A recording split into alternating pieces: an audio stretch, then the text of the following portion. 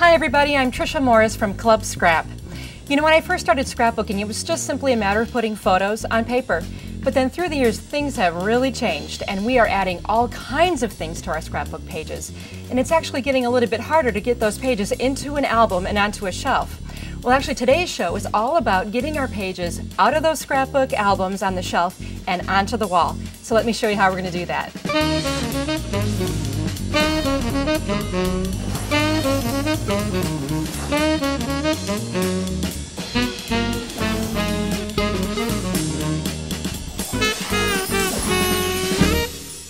All right, so let's get started with our canvas. This is a 6x6 canvas from Canvas Concepts. And I remember the first time I tried working with one of these canvases, I stared at it and stared at it, and I just didn't really know where to start. So the place we're going to start, because we're scrapbookers, will be with our photograph.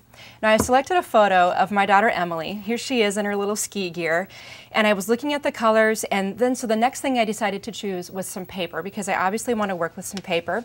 And here I have some Club Scrap paper that I've selected, and look at that blue, matches perfectly. So this is easy. Your picture helps you decide where to go next. Then I've just chosen a little green to add some contrast, and I'm also going to be using some product called museum board. This is a black 16th inch thick museum board, and it's nice and thick and will add a sturdy surface for my photograph. And because I want this photo to really stick where I've put it, I'm going to be using some glue dots.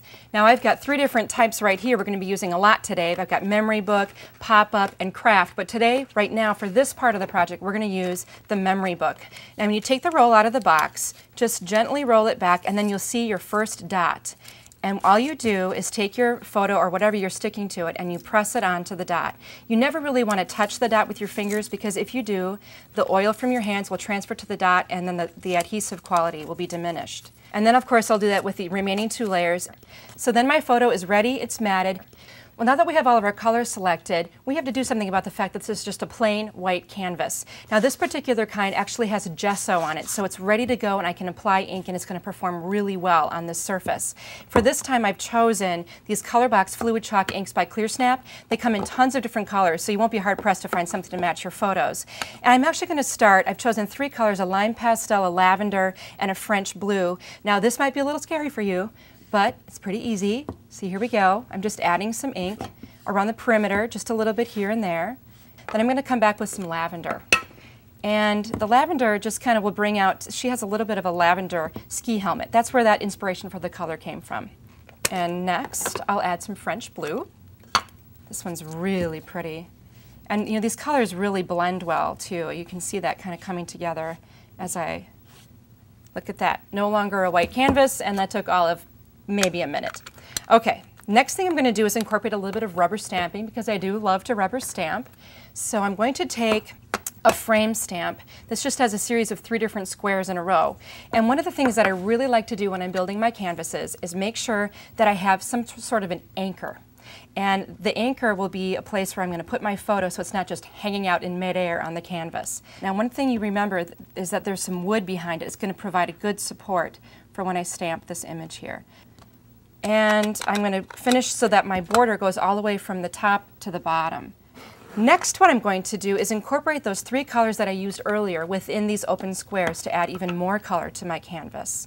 I'm starting with the lime again, the lightest color. And this is just a stamp that fills in. So now I'm adding a little bit of lime to 2 of the blocks. And then I'll move on to the lavender again. Now I have 1 border going across the edge. I'm going to put another border going across the bottom. And for that I've chosen some of this tape. It's really fun to use, and it comes in all kinds of different colors.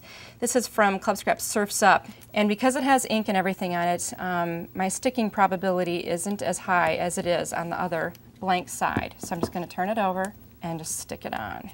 Okay, so now I have 1 border going across the bottom. And I'm going to take a thinner green color, stretch that out, and just put it underneath, leaving a little bit of space in between. And again, it's long piece, so I can wrap it around to the back.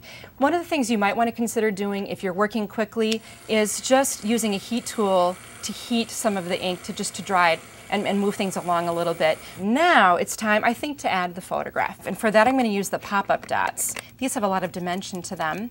So I'm going to peel away the backing. All right, do you see how they're just coming right off onto the corner of my photo?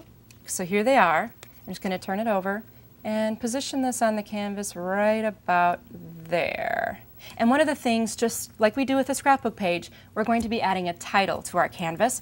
And for that, I've selected some alphabet stickers. I'm going to show you what I've done, and I'll show you how I did it. Here I have the letters for the word veil. So I'll put that on the canvas. What I basically did, and this was very easy, I just took some alphabet stickers and I backed them once again with that black museum board, and that gives them that firmness, so when we pop this title up off the page, the sticker will hold up just fine.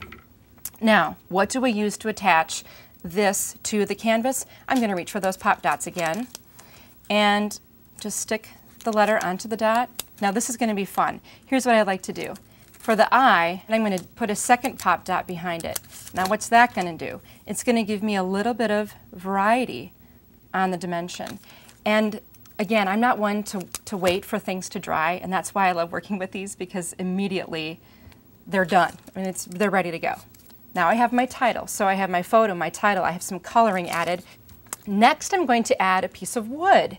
Now this happens to be a cute little ruler, and you know, when you start doing collage work, you're going to find all kinds of things that you'll say, oh, wouldn't that be neat for a collage? Just put them in a little bin somewhere, and when you do a collage, you'll be able to find all kinds of wonderful things to add. Now for this ruler, I'm going to use a product called glue lines. These are 1-inch lines, and what I love about them is that they're perforated. So I can just take the one I need, turn my ruler over, and what's important here is that you burnish the glue line onto your project.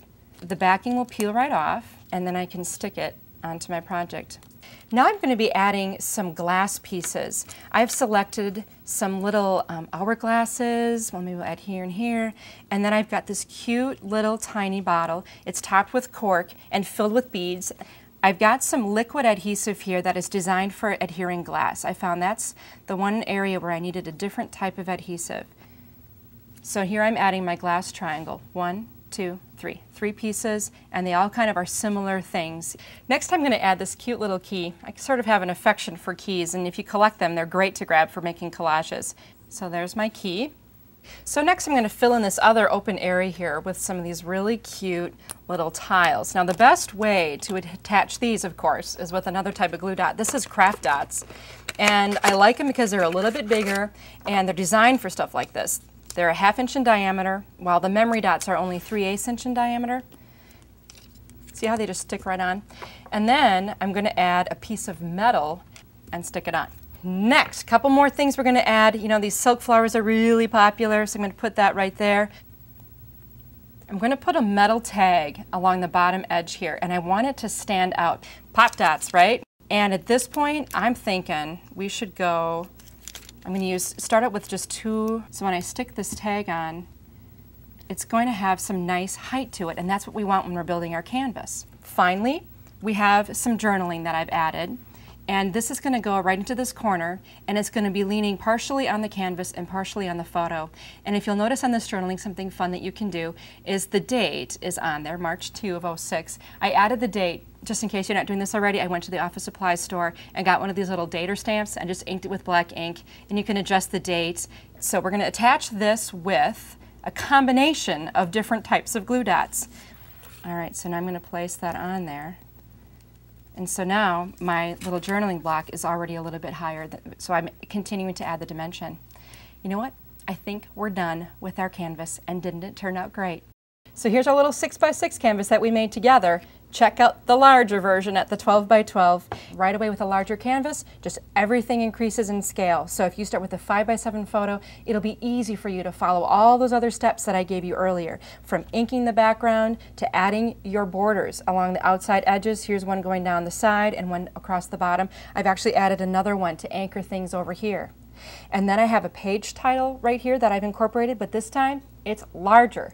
The flower is bigger, the ruler is bigger, the key is bigger, the journaling square is larger. Every single thing about this canvas follows the same exact principles that we learned with the 6x6, just on a bigger scale.